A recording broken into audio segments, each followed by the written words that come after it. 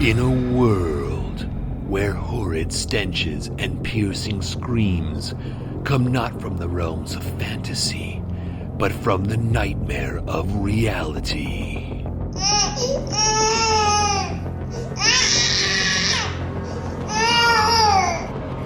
Come two heroes, bonded by love and the kind of desperation only parents can know.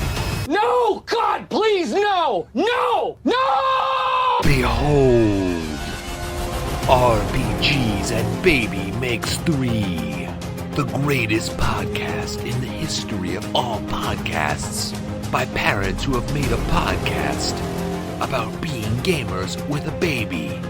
Did I mention it's a podcast? Here are your hosts, Gretchen Hilmers and Rob Hessler.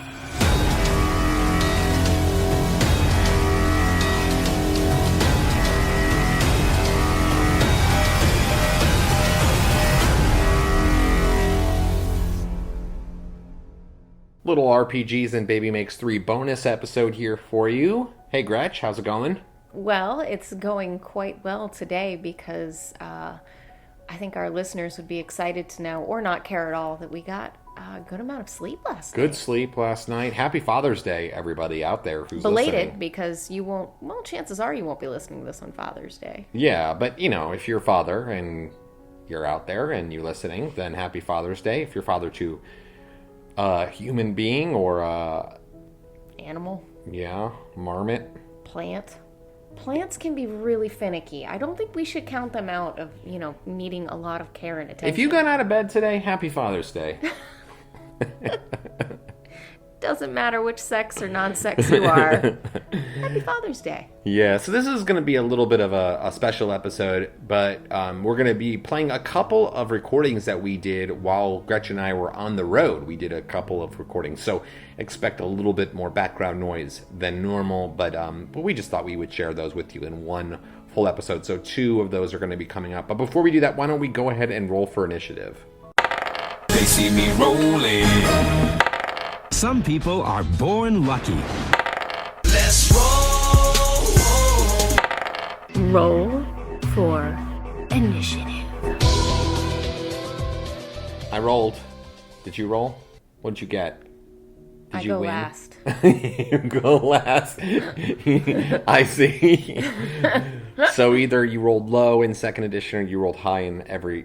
Well, no, other way around. You rolled high in second edition or rolled low in every other edition of Dungeons & Dragons, or... I go last. You go last. Okay, so our week in gaming here, it's been a couple of weeks, actually, since we recorded one of these straightforward podcasts. We've put up a few other podcasts recently, some interviews. We did a live play, actual play of 10 Candles that we put up, so we hope you've been enjoying those. But we played some games. Obviously, we played 10 Candles, which was interesting. Why don't we reflect a little bit? Your dice rolls, were great for the group, but sucked for you. How do you... Statistically impossible. Oh, I not know. roll sixes. That many sixes. That many die. You should have rolled sixes. I know. I had so many more dice than you, and I was often not winning the encounter. So 10 Candles, for those who don't know, essentially it's a game where you light 10 candles at the beginning of the game, and as you go through the game, candles are blown out, and it is a tragic horror game in that in the end everybody dies. Everybody you will all dies. die. Yeah, so it's the story of how that happens, and so I was the game master, and the rest of you were players, and essentially as the game goes on, the game master ends up with more and more dice. And whoever wins encounters controls the narrative and this and that. And I was not controlling the narrative hardly at all. Yeah. So a game that's supposed to last between 2 and 3 hours went about 4 hours, much to our chagrin, as we went to bed at like midnight or No, it was later almost than 1 that. o'clock. Almost 1 o'clock. Yeah. We went to bed. And parents, come on. On a weekday, especially? No. Just... And non-parents, people who are in their 40s or older, generally most of us, want to be in bed at a decent hour. I know. Some of us, like Amanda Plagueman, are night owls. Yeah, and she didn't even play, so it doesn't even matter. So, but anyway, yeah, so that was, but that was an interesting sort of playthrough on that game. But we've also been doing some other stuff. We played Troika. I ran a Troika game since the last time we recorded a podcast. Pointy McStabbers.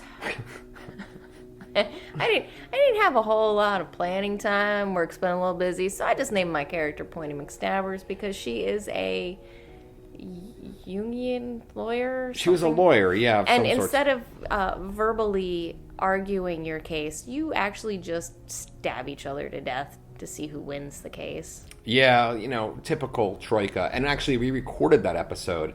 The first, it's a two-parter. It's going to be a two-parter. We've already recorded the first one. We've got the second one lined up. So, you really think it's going to be just 2 parts? Well, I mean, you do now control an undead pterodactyl, so that'll help you travel faster. That is true, but most of the party, I would say we kind of fall under the class of dupers. We just kind of dupe along. But in the most fun way possible. Oh yeah. So it was really a great time playing some Troika.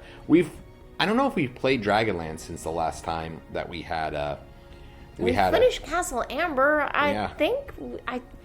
I'm pretty sure we have not put together a podcast since that because I am so excited that it's over with. It was fun. I came out of it 1 point wiser. Almost 1 point less charisma. But I don't know. I mean, it was interesting. It was interesting. And it killed everybody in the party except me, or almost everybody. I think everybody died. Except me and At Melanora. least one. Melanora might not have died at all, but we lost 2 characters along the way, and the 2 other characters died at least once, but were able to be brought back to life. Yeah, I mean, it was a kind of deadly adventure. It was interesting. I think...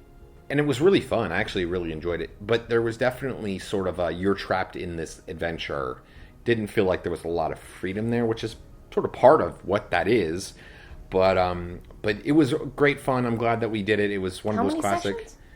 I think it ended up being about 25 sessions it took us to get through it. And I combined the original Castle Amber Basic Edition module, upgraded to 2nd Edition, and then I also took some stuff from the Goodman Games 5th edition version of it, and I know most people out there are playing 5th edition these days. It's a great book. I mean, really great diagrams, really thorough adventure, keeps true to the nature of that old Castle Amber adventure. I love the music you played when we were in the castle to start with.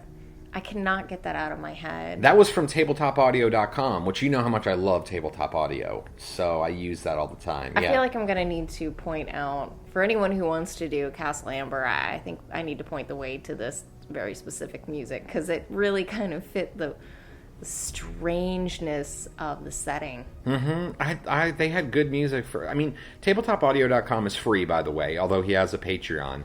And it's free, and you can play sound effects, and you can play music, and it's all this stuff, and it's copyright free as well. So, if we stream it, then we won't run into copyright issues on YouTube. But it's really, really a great resource. I wholeheartedly believe in it, and support the guy. We don't get anything from him. I don't know him at all, but it's a really great resource, and I use it for pretty much all of our games now. You do get something from the guy. What? The enjoyment of creating wonderful sounds and music for the game. Yes, true. I do get that. So we should have that guy on the show. Maybe we can reach out to him. That would be cool. I really am a big believer in that. So wanted to mention, Jeremy Childry's Gordonette Games Cocaine and Alligator supplement is now actually out in print. We got our print copy. Which you can get from Exalted Funeral. We did an interview with him recently, so you can get that now at Exalted Funeral. I was really excited to get it in the mail. And I've been seeing people post up, like, oh, hey, on social media, oh, look, I got my copy. And so that's really fun. I want to play that again. Actually, I want to run that. I think that'd be a lot of fun. Other than that, picked up Rebel Crown, which is another RPG that I want to dive into. We finally picked up the book for Kids on Bikes. Yeah, Kids on Bikes, which... Oh, from Firefly Games in Columbia, South Carolina. Oh, that was an awesome place. Oh my God, what a great store/gaming center place thing. Yeah, local game store, I guess you could call it. But man, all the tables, the pinball room. Oh my God, the pinball room. RPGs, but like adult RPGs, but then also kids RPGs. Tons of board games, and everybody there was super cool. By the way, Yeah. like it was great. It was a great experience. And a wall, like a big wall of jelly bean selection too for good selection of snacks. Good snack selection. Good dice selection as well. Yep, We looked at the lots dice. of click clacks. I really wish we had something like that near us. I know. Well, we used to have something similar, but We it have was not something as much more scaled down. yeah. Modest. We do. But, if you happen through Columbia, South Carolina, really great stop there. We were in the middle of these drives that we recorded these recordings on, and we decided, we saw it on the way up, but it was pouring rain. And lightning had just struck the parking lot that we were in, which was the same parking lot for that. And, when that's happening, you just decide to keep going. But we decided on the way home we wanted to stop by, so we did, and I'm glad we did. We ended up, supporting a local game shop and seeing a really cool spot. So and they were so kind to a fussy baby man. Yeah, and we did buy him some toys, so that always helps. Yeah.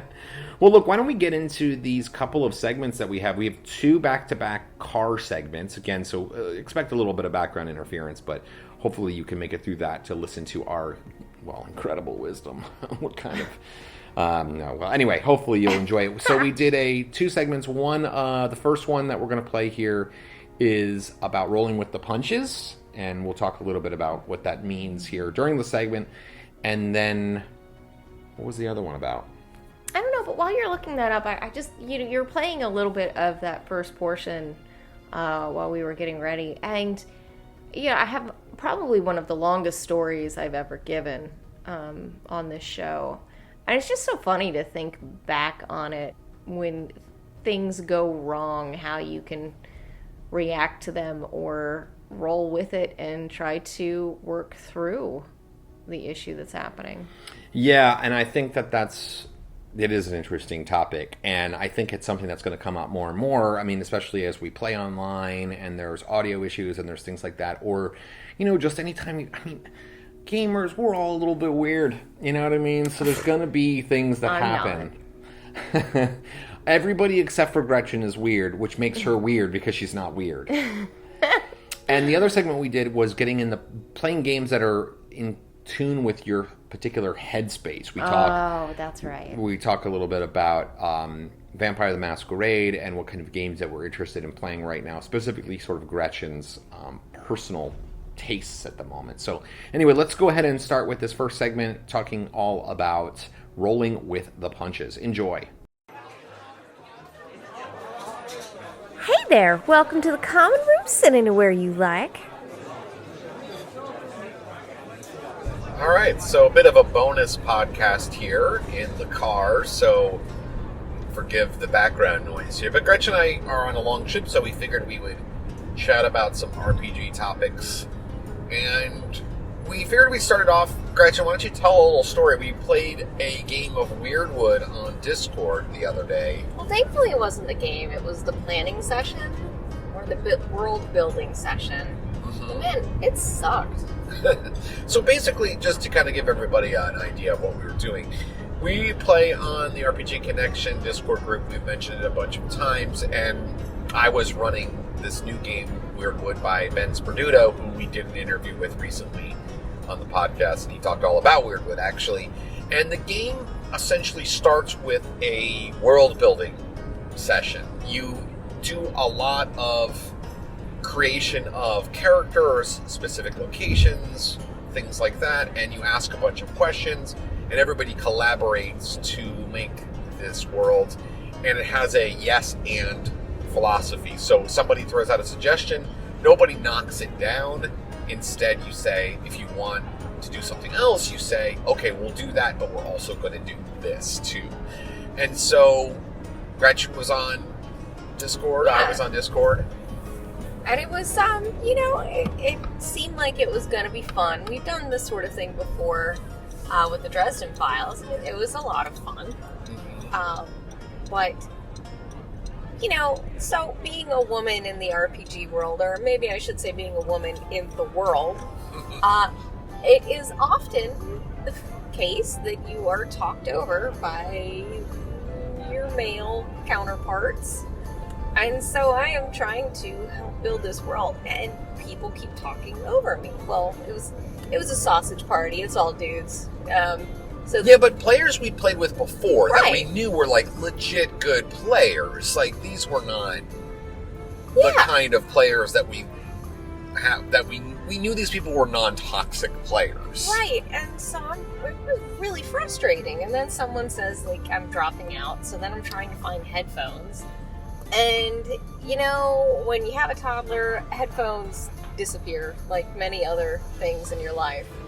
And I find another pair of headphones, and they're these cheap headphones that Rob ordered off of Amazon. You get like 5 pairs for like 20 $10. cents. Yeah, they were not expensive. They're not good headphones. And so I'm thinking, okay, it's these headphones. All right, well, I keep trying to, people keep saying, well, you're breaking up, I can barely hear you. So then I go and I get, the brand's name headphones. And I'm like, all right, this is going to work. And people are like, everyone's feeding into each other's ideas, except when I throw one out, no one's saying anything, or they're talking over me. And was exasperated by the problem that we are playing on Discord, but you and I are sitting next to each other. Right. So I can hear you. I don't realize that your internet feed or your sound is off because I literally hear you. Yeah. Speaking. So you sound fine to me. Yeah, I sound, like right now. Yeah. Hey, what's up? And so finally someone says again, like, look, you're dropping out. And I'm like, all right, I'm just going to restart the computer. Well, then the computer is taking a really long time. So I managed to just log out of Discord and log back in. And when I log back in, I say, is this better? And then everyone goes, oh, wow, so you're much really better. loud. Because everybody had turned up the volume on Gretchen so that they could hear her better because they're nice people and want Gretchen to be involved. They weren't talking over her at all. Yeah, and here I was, frustrated that people didn't seem to like my ideas or had better ideas or they didn't want to, add in details to the things that I was thinking of. It was really frustrating. It was really hard. And then to find out that it's Discord, which I feel like maybe it should have been obvious because everybody on Discord seems to have problems with Discord every now and then. You have to log out and log back in. I've had it happen with me too, for sure. But, at that point, I've missed chunks of the world building, and I'll pick it up when we start playing the game for real. But, these are all cool people. I've played with, Chris and Nick, and I don't know that I played with Z before. Yeah, Z was new. But, it's a the RPG group itself is a very welcoming, equal opportunity thing. So it was just, man, and after a really long, hard day of work, that sucked.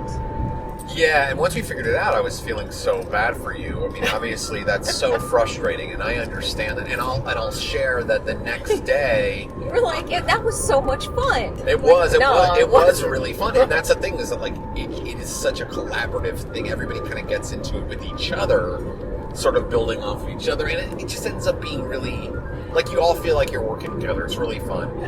So what happened the next day? So the next day, it's funny because the next day I played in a game with one of the same guys, Chris. I played with him in an AD&D 2nd edition game. Excellent game that Chris runs. And Chris and I, it's me and one other player. So it's a really small game, but we've been playing it for months and months now. It's really a lot of fun. And Chris was having all kinds of internet problems. And it was really funny because it seemed to happen every single time on a cliffhanger. Like we would be like, oh, okay, what happens? And then he would drop out. It would be like this moment where we were about to have something revealed and he would just drop out. And I could tell he was getting very frustrated. But myself and the other player, Andre, we're we've been playing with Chris for a while. We love the game. We just felt bad for him. We were like, oh God, it's so frustrating for him. Of course, we want to play the game, but we really weren't upset about it. We were just kind of like, poor guy, because I understand as a game master, when you're trying to run a game and technological problems are getting in the way. And so we wanted to share one more quick anecdote here before we sort of get into what we're bringing this up about. And that was in another situation recently that's not technology related. And that's our friend Bianca, who's been on the show before talking about the library program and taking notes. Was this the first in-person game or the second? It was the first. No, this was the second. This was the second. It was the second one, because we had not gotten all the way through the first time. And so it was the second. It was like literally the grand finale of Castle Amber, my AD&D second edition adaptation of it for our game. 30 plus sessions? Yeah, whatever. 20 plus? I don't know. A lot of sessions. And she forgot her character sheet. And one of the things that Bianca did really well, though, is that she just was like, well, we'll just figure it out. We just worked together. We figured it out. I didn't even realize she didn't have her character sheet. Once we started playing, it just seemed totally normal. Like, there was no concern about it. It didn't really come up. So I was kind of bringing this up to Gretchen before we started the podcast, and I was sort of thinking, oh, well, let's talk about, how things can be being prepared for the game and everything like that, and making sure that you have everything set up so that way it runs smoothly. But you brought up a different idea, and I think it's a good one. It's, pun intended, I guess, at this point, rolling with the punches. Because things are gonna go wrong. Right. That's life. Beyond your control. Things that are like... every day. It's not like things are gonna go wrong in the game, but every hour. Yeah. Like, you're gonna be playing the game and somebody's gonna roll a die that in the middle of a tense moment, and somebody's gonna roll a die and it's gonna fall on the floor. You know it's gonna happen. Yeah. You know what I mean? It's gonna kind of break that immersion, Or so we were playing 10 Candles the other day, and we posted that up actually, so you can listen to our 10 Candles version. And if you listen to it, about 10 minutes into the game, you hear me say, Alexa, music off. Because we had forgotten to turn off the music. And we all kind of had a little laugh, and obviously 10 Candles is a dark, intense game, so you don't want to have that happen. We did that thing, and then we just moved on. And I think that that's a really valuable skill, because we all want the game to go the way we hope it to. Like, we want it to be perfect, I guess you might say, and it never is. It never works out like that. Yeah. But I think the important thing is don't deny your feelings. Mm-hmm. It's frustrating. If something is frustrating, just embrace it. It's frustrating, but try to get going and move on. I wish I had been in a better mental state with the whole Discord thing, and I wish that I had remembered that everybody just needs to leave and come back sometimes. Mm-hmm. But I was just so wrapped up in my work day and functioning on less sleep than I normally do, that I didn't roll with it as much as I should have, which did result in an apology to you for snipping at you. But though, and you were very gracious, thank you. Well, I understand. We all go through hard times. I mean, it's like, we have, especially as parents that we're trying to do gaming, most of the time when we game, almost every single time we have a game. Okay, so let's talk about this a little bit more in depth. Every night, basically, the last hour and a half of our son's day. The toddler tornado. The toddler tornado. The 2-hour toddler tornado. It is the hardest part of every day. Yes. He starts getting tired, he's hungry, his days come to an end, he's had a busy day. There's just, it comes to a head, and it is the hardest part of every day. And so we do the most difficult part of our days, and then we play a game. So it's always about sort of overcoming that mental hurdle of being exhausted, worn down, beat down by this little bundle of joy, and then trying to play a game. And so... what I really enjoy is when I come out from the bedroom close the door behind me in the hallway, and you and I make eye contact, and there's just this moment of, we love our son so much, but wow, that was really hard. But we got through it. We got it. We made it. And I will say, a lot of the time, we don't even, by the time we actually get to the game, we don't actually feel like playing the game. We're like, oh my god, I don't want to play. But then I would say 9 times out of 10, it ends up being something that makes us we feel good. We have a great time. We feel like, okay, that was a release. That was some time for us. Like, we got to do something that wasn't just being parents, or just working. It was actually something entertaining, and it usually involved playing with other, being with friends, and there were moments of hilarity and deep moments and all of that. And so, and so I think it is that kind of adds that frustration, is like when things aren't going quite right and you're tired and you're exhausted, it can be hard to roll with the punches. But I think when situations like that do happen, we can learn from them. I mean, I've certainly had my technological issues, as you well know. I touch a computer and it has a problem. I mean, there's it's just, that's the way we've joked about how I should be a tester for computers, because I will find the problem. My computer.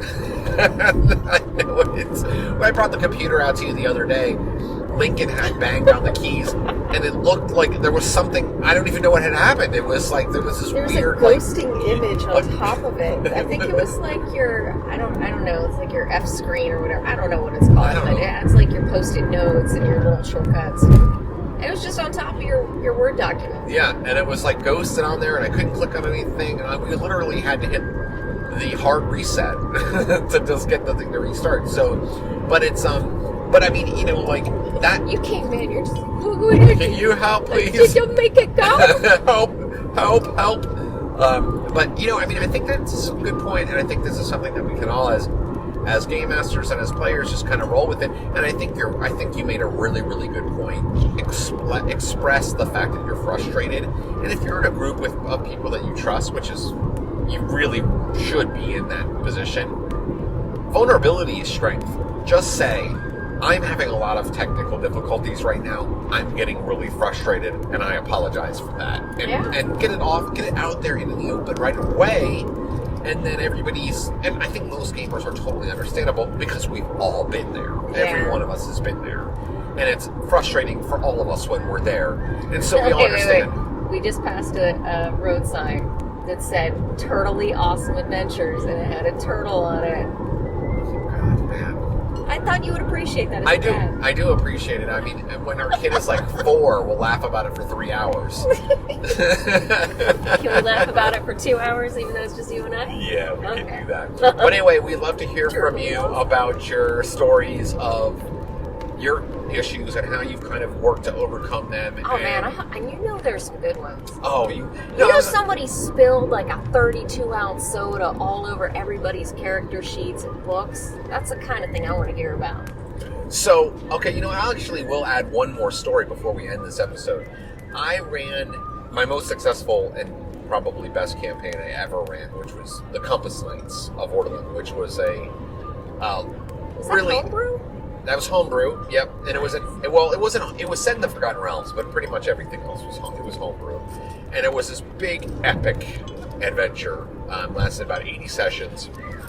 And it was this really, for me, it's my pride and joy, my favorite campaign I've ever run. And I'm really proud of it. People still talk about it. Yeah, people do still talk about it, and that makes me very happy.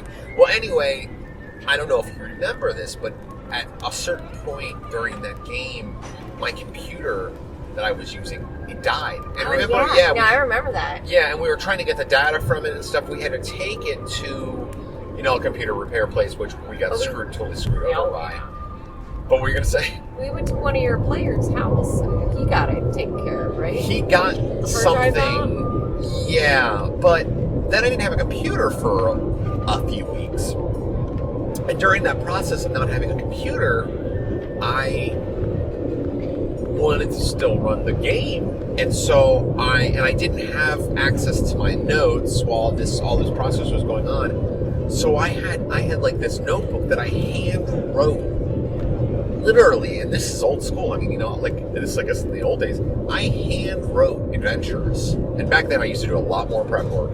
I hand wrote pages and pages and pages of notes so much in a notebook, and I ran out of that. How much did you actually use?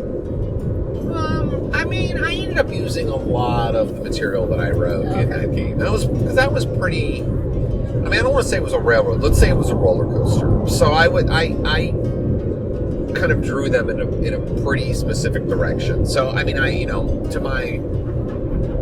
there's positives and negatives. We've talked about that, railroads, roller coasters, and open world games before, but this was definitely a roller coaster, occasionally a railroad, and sometimes an open world game. And so you had so many notes, so many notes.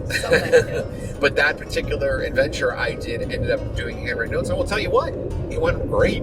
It was actually the part of that game that focused on Amanda's character, Amanda Plagueman, who's been on the show, and she's kind of a guest. She's kind of another member of our RPGs and Maybe Makes 3 team, I guess you might say. And it was all about her character, and the adventure was based on the movie Apocalypse Now. So I wrote the entire adventure based off of that and kind of used that as the sort of setting and feel of it. So it was a long trip by river that they went on. And I would have respected you more if you said Heart of Darkness. Well, I had read the book Heart of Darkness as well, so I was actually incorporating both. But the reason why I say the movie more than the book was because I ended up using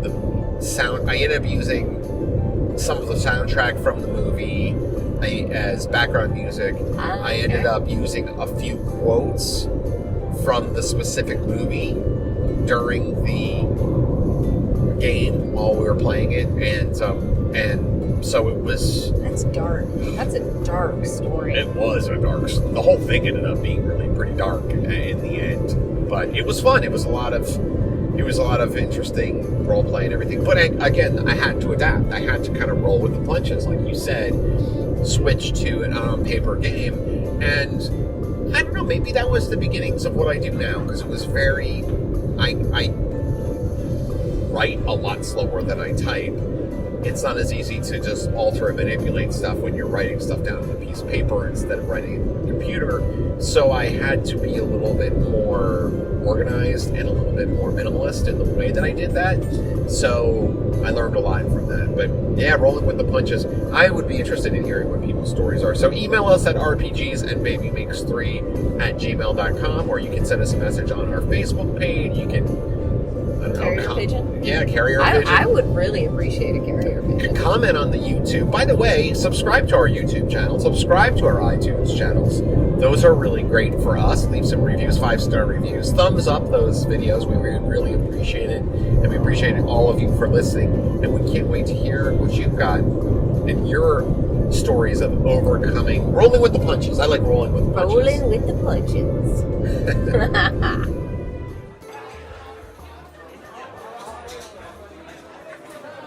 All right, folks, you don't have to go home, but you can't stay here.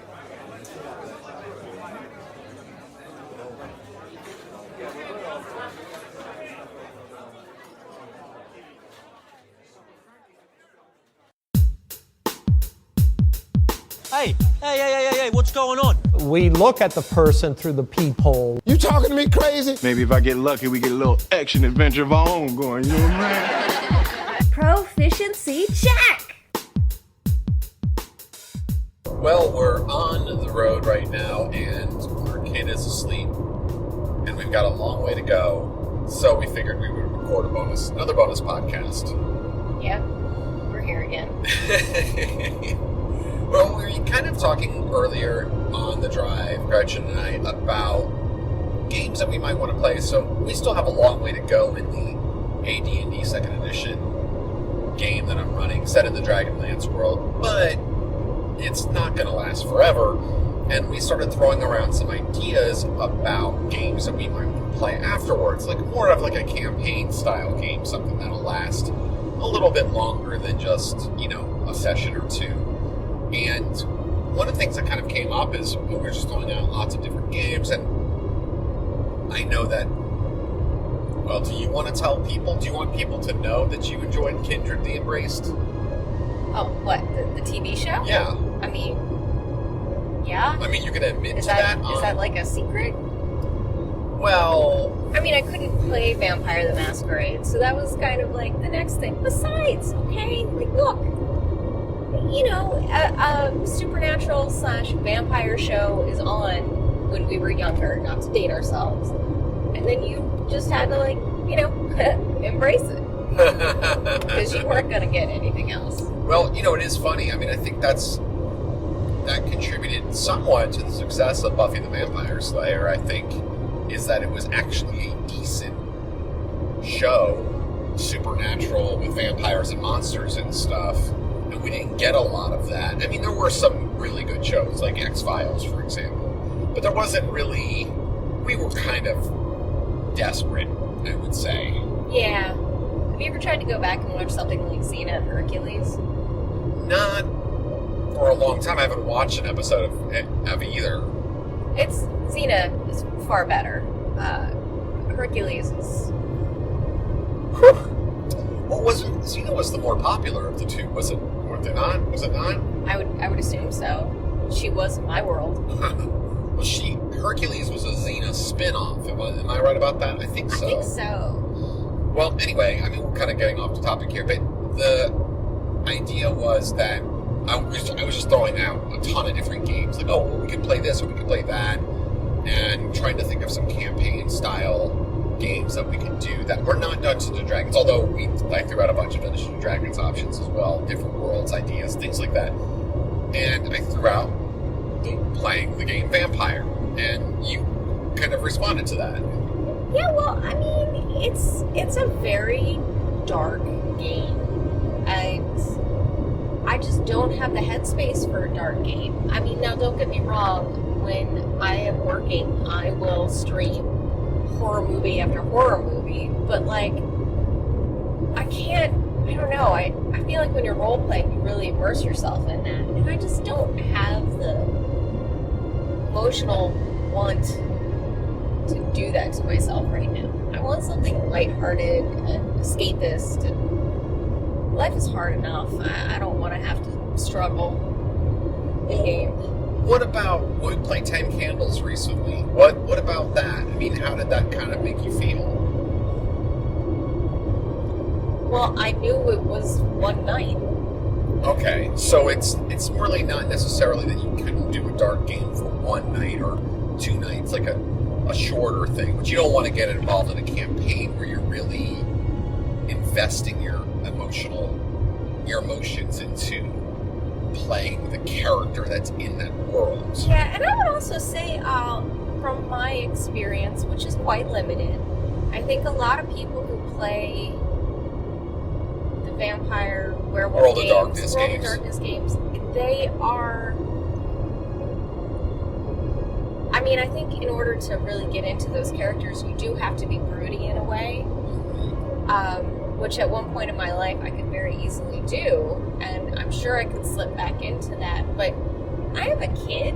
You know, we have a child. I don't know if you know this or not. But, like, I want to just be able to focus on the good right now, and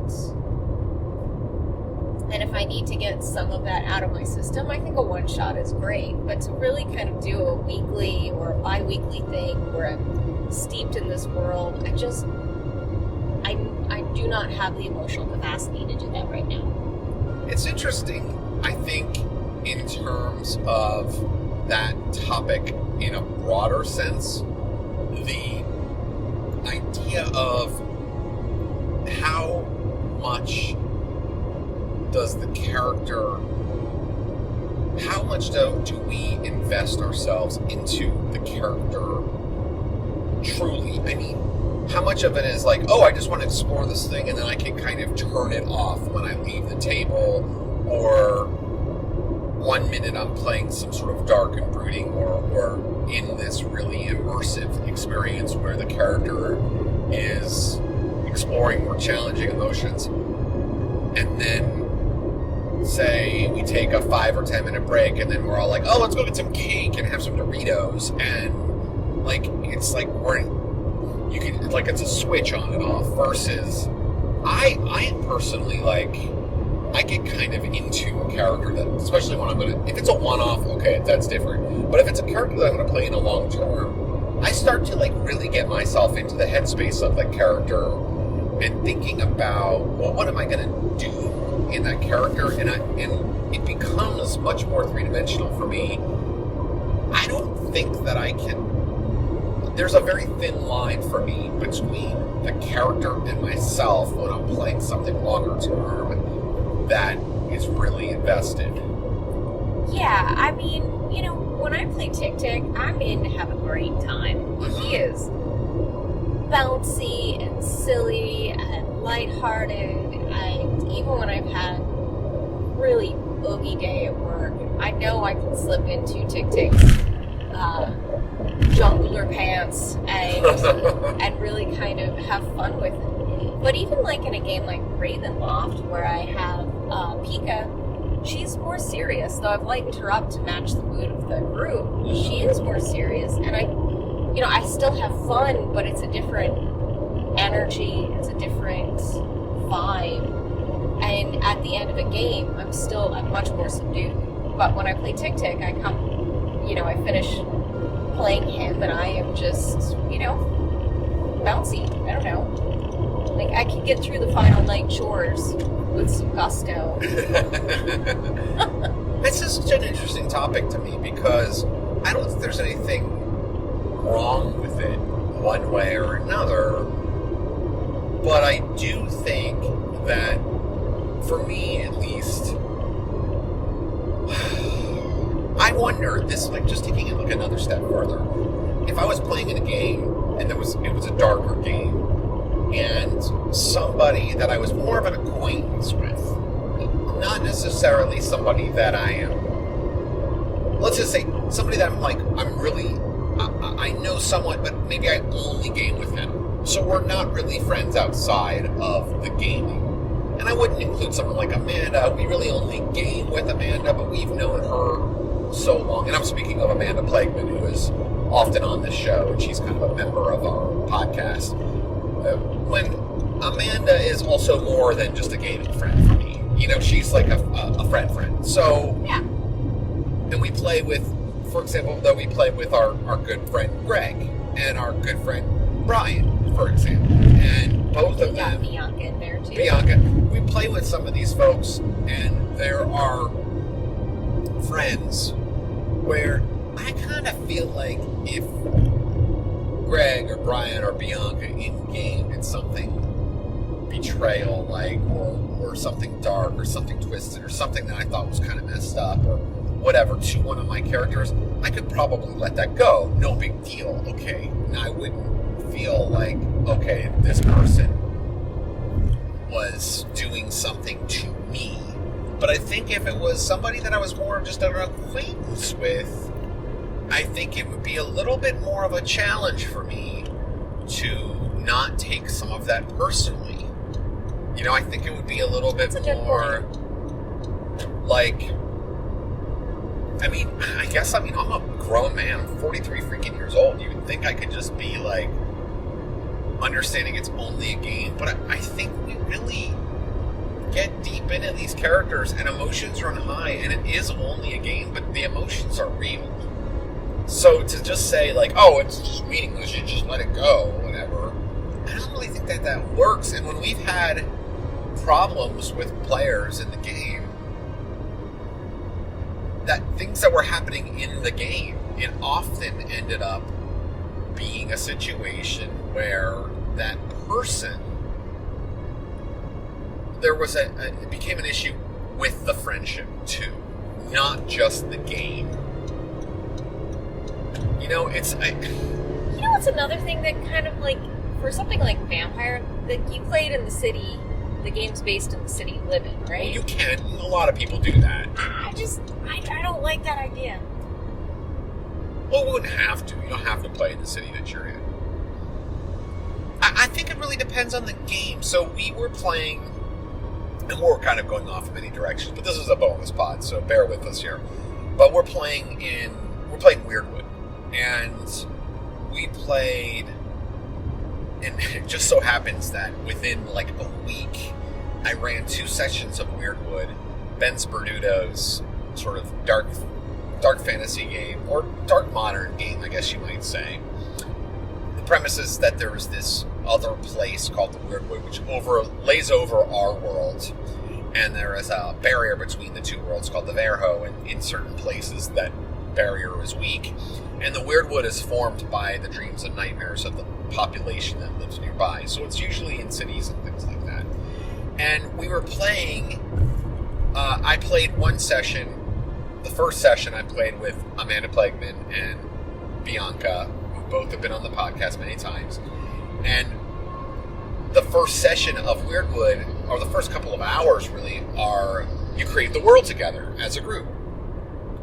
Bianca, Amanda, and I, we made Savannah. Oh, man. So we did a Savannah world game. All right. So well, we I'll played still play it. Okay.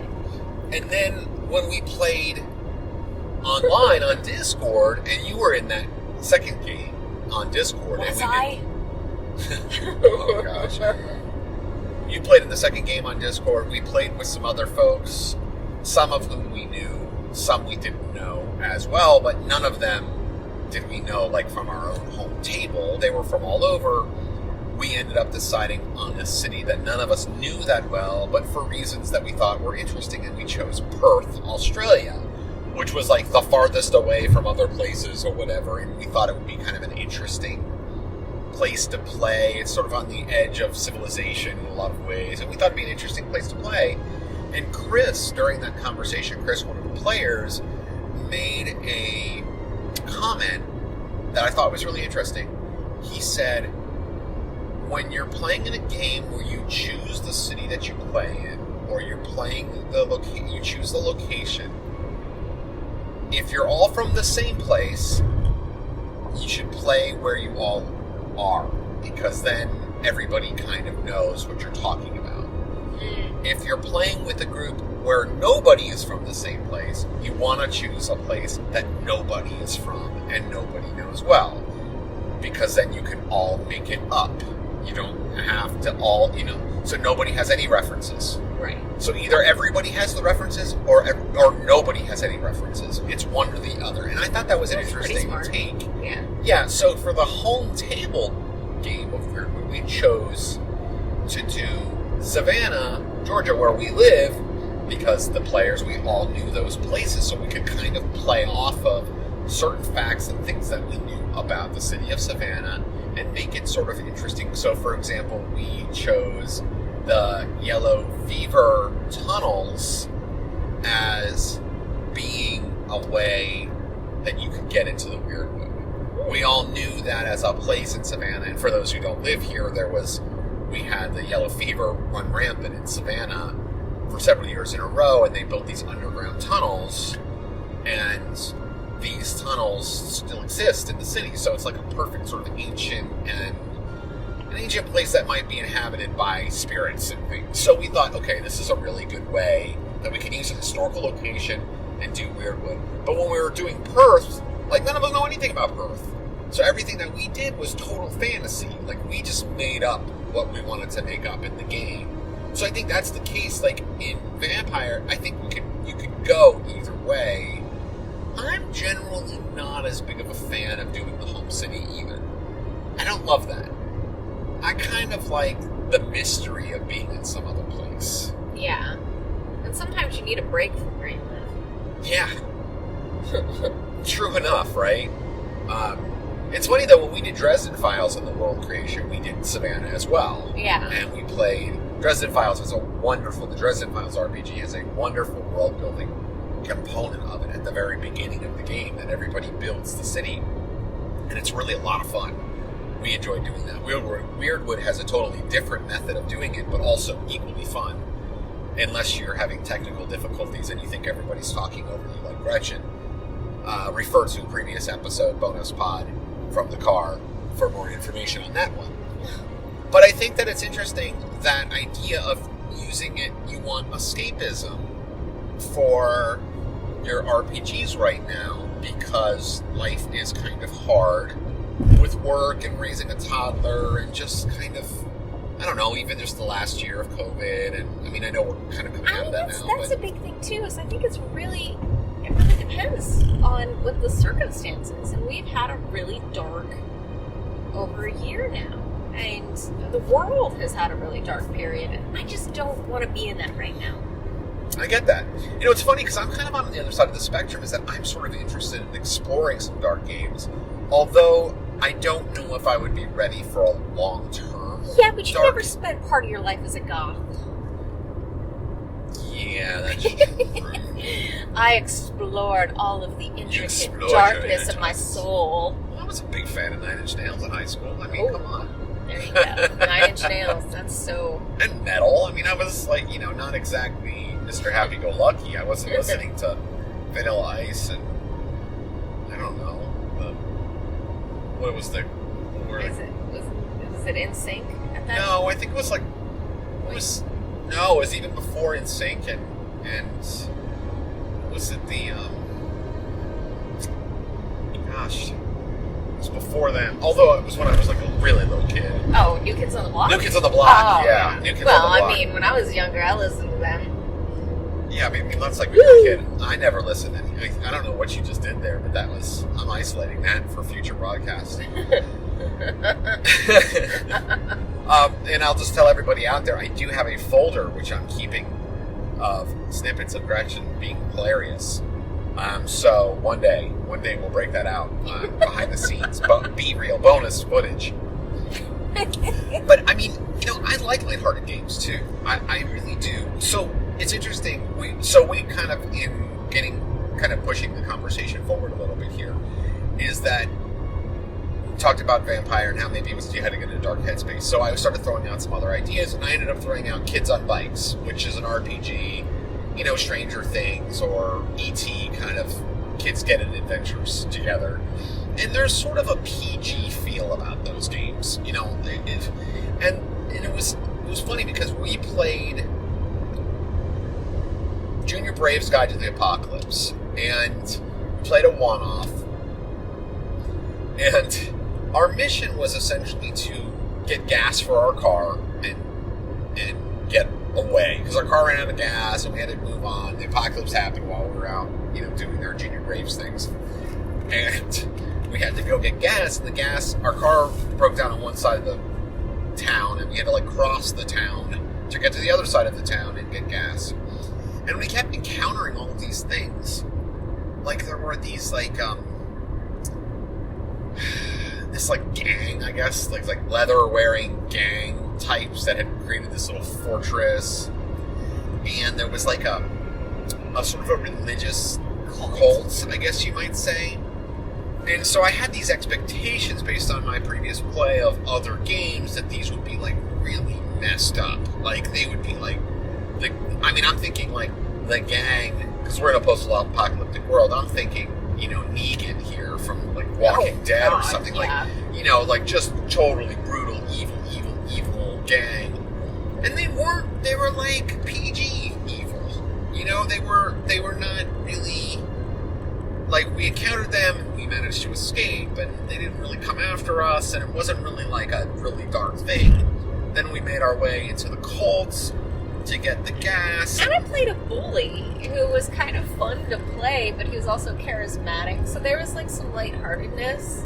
Yeah, and like it never went to a dark place. Like, even when things were happening that could have been dark, it never went past a PG rating. It never went into those dark places. It never crossed that line. There wasn't torture. There wasn't teenagers getting their heads ripped off, or, you know, there wasn't any of that stuff. And I sort of thought that was interesting.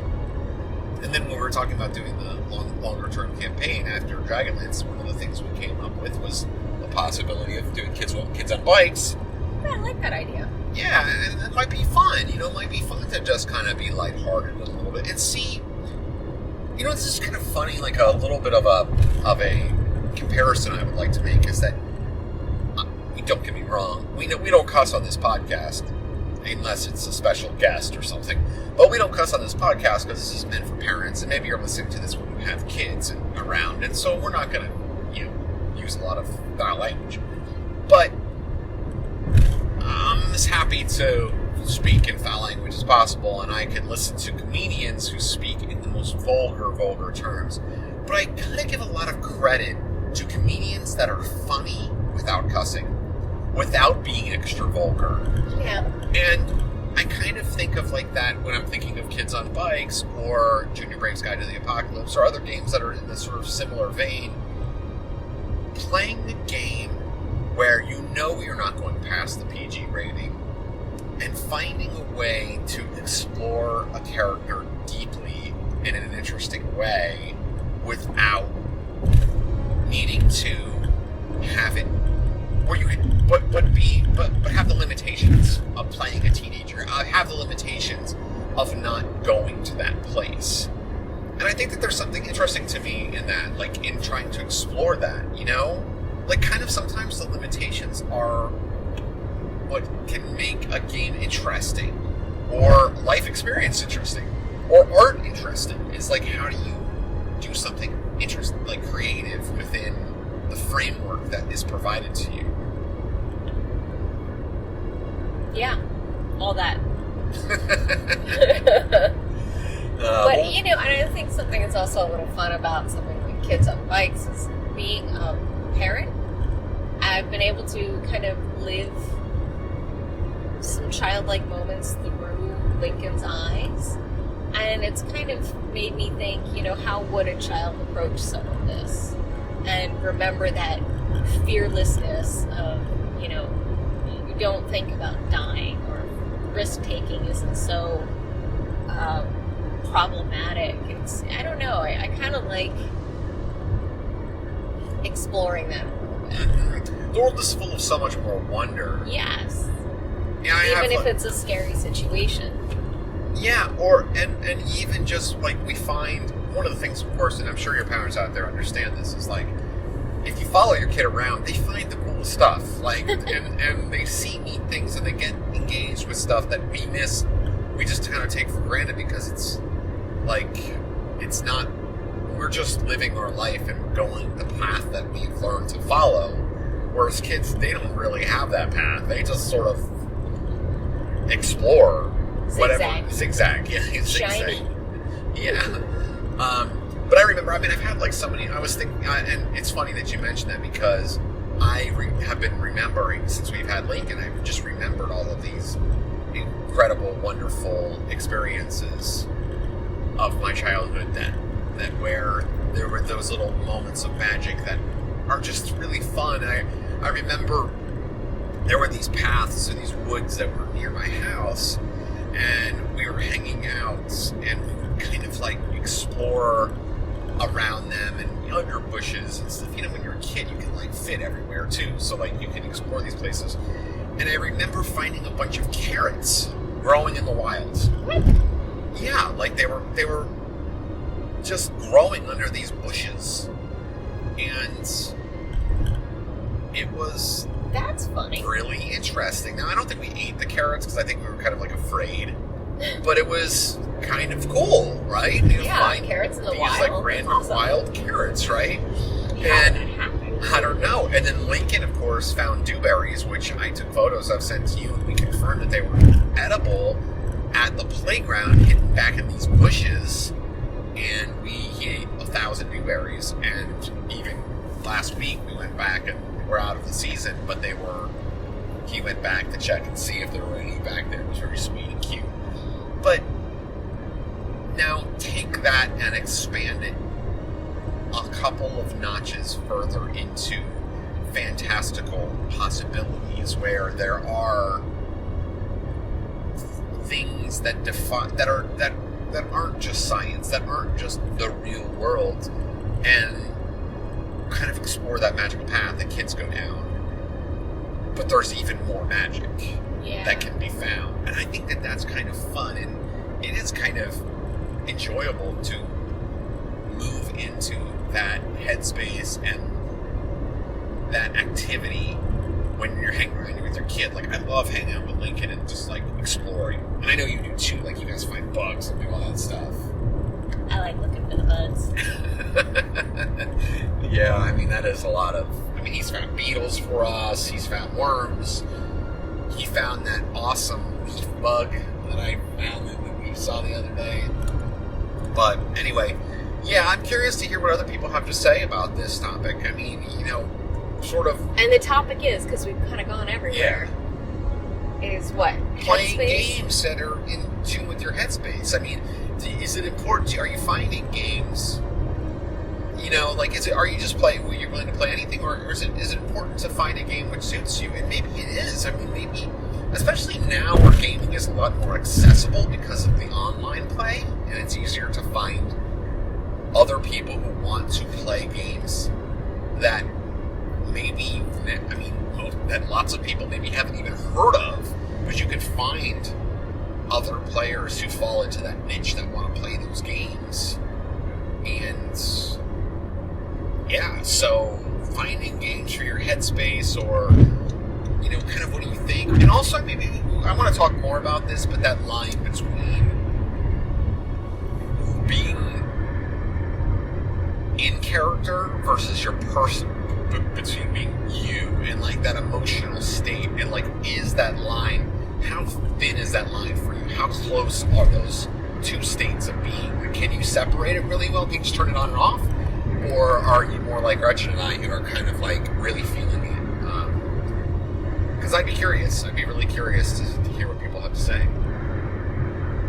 So, email us, rpgsandbabymakes3@gmail.com. You can also send us a message on Facebook. You can put a comment in on our YouTube channel. You can... Oh, by the way, subscribe. Carrier pigeon. Yeah, carrier pigeon. Still waiting.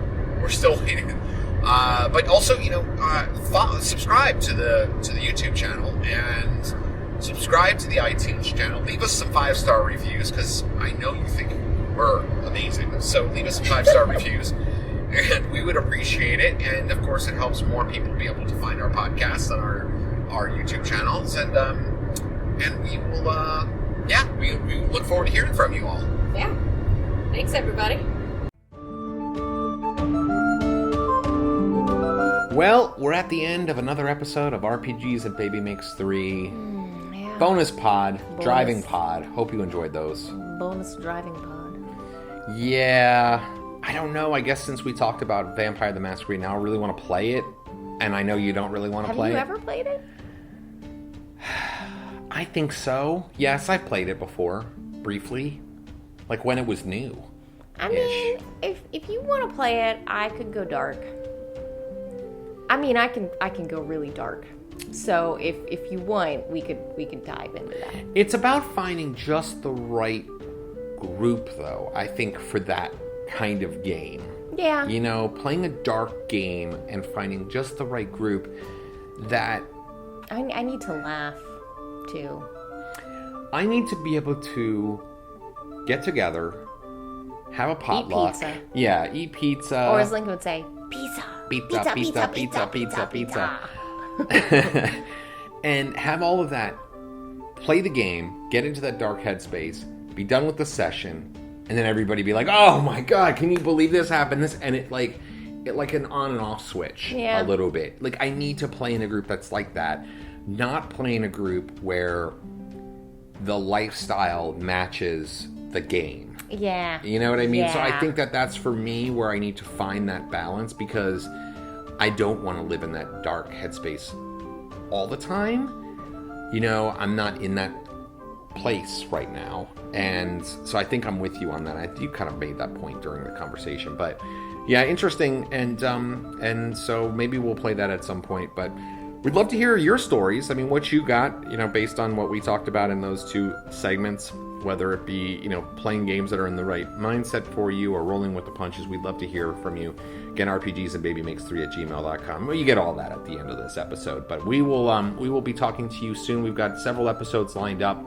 We've got another recording lined up with Amanda Plagueman, talking about a number of topics that she brought up actually in a recent podcast with us that we thought were really good subjects. Session 0, some other stuff as well. So we'll be talking about that on a future episode. We've still got our Edition Wars upcoming, and lots of actual plays will be coming your way in the coming months as well, including Troika and Weirdwood. So look for those. Oh, Weirdwood. We forgot to talk about Weirdwood for our week in gaming. Oh, we did forget to talk about Weirdwood. Well, we'll talk about Weirdwood. It was next weird. time. And it was really good. That was one of the best. That was one of the most fun I've had gaming in a while, I will say, playing Weirdwood. Shout out to Ben Sperduto. Yeah. It was fun. Yeah. It was really... So Weirdwood is a new game that was part of Zine Quest 3 on Kickstarter by Ben Sperduto. Again, we talked about it a lot with him. Last Redoubt Games? Last Redoubt Games, yeah. And we talked with him a lot. We did an interview with him for this podcast, which you can catch on the YouTube channel or all of our normal platforms. And we ended up building the world with the Discord group. This is what we talked about, actually, with Gretchen having the rolling with the punches segment there. But we actually played the game. Yeah. And it ended up being really interesting. We had the soundtrack going in the background that Ben Sperduto and his Marana's Breath band, his musical project, which is great soundtrack. But then we incorporated music that was suggested by the players, including I Am the Walrus. Yes, I Am the Walrus. That song Cuckoo. was part of the world building. Was that when that song was playing, there was the possibility that a gate or a passageway from our world through the Verho, which is the veil between our worlds, into the Weirdwood would open.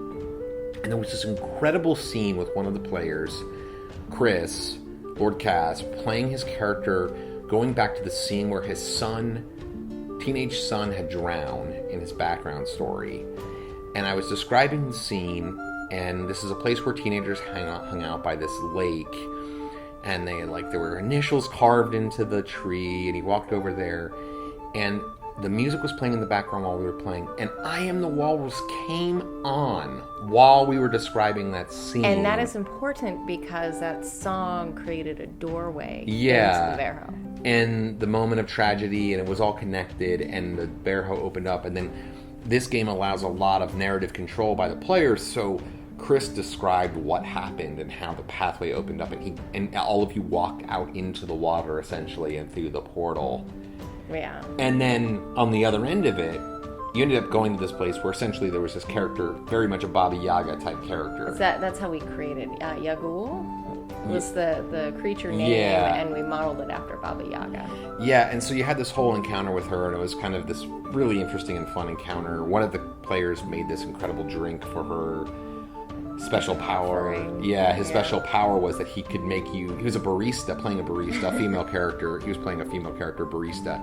And she could whip up whatever drink with a perfect drink for you. So she whipped up this drink, and it was like the tears of the innocent and all of these sort of conceptual ideas that were mixed into the drink, and Baba Yaga was pleased, helped you gather the information that you were seeking out, and then kicked you out. And at the moment she was kicking you out, the I Am the Walrus came on again. So she kicked you out back into the real world where no time had passed, and you landed back on that beach, and there was still the couple sitting on the lakefront with their stereo, their little radio, and I Am the Walrus was playing, and that's where we ended the session. So it was like this really nice full circle moment. That was a really, as a game master, sometimes everything sort of falls into place like that for you, and it's like, oh wow, when those moments happen, it's great. So that was a neat game though. Everybody got to have their little feature moment, and it was really cool. You got to describe when Baba Yaga gave you the vision. She kissed you on the head, and then you had the vision. You got to describe how that all played out, and everybody got to have their special moment, and it was really cool. So, anyway, Weirdwood, you can pick it up. Last Redoubt Games, really great game. I think it's like $10, $15, super cheap. And by the way, congratulations to Ben Sperduto on successfully crowdfunding, kickstarting Augmented, which we backed. So good for him. Yeah, that was awesome. So I'm really happy for him, and can't wait for that game. We ended up kind of backing at a higher level to get all of his PDFs. So we're gonna have all of his games soon. So we'll be trying out some more of them, and I look forward to that. But anyway, let's get out of here. Yeah. Let's let these people go, and we'll be back with another episode within the next week or two. And thanks for tuning in. Oh, subscribe to the podcast on iTunes and all of that. Subscribe on YouTube. That's the thing. The place where you watch the videos. Way where you videos. watch the videos, if you're watching the videos. And we would appreciate that. Gets more viewers out there and everything. But anything else you got, Gretch? No. Okay, let's get out of here. We'll all talk right. to you soon. Take care, everybody. RPGs and Baby Makes 3 is a production of Gretchen and Rob sitting on their couch. Email the show at rpgsandbabymakes3@gmail.com. You can find more episodes on Podbean, Spotify, and iTunes, as well as on our free Patreon page at patreon.com/RPGs and Baby Makes 3.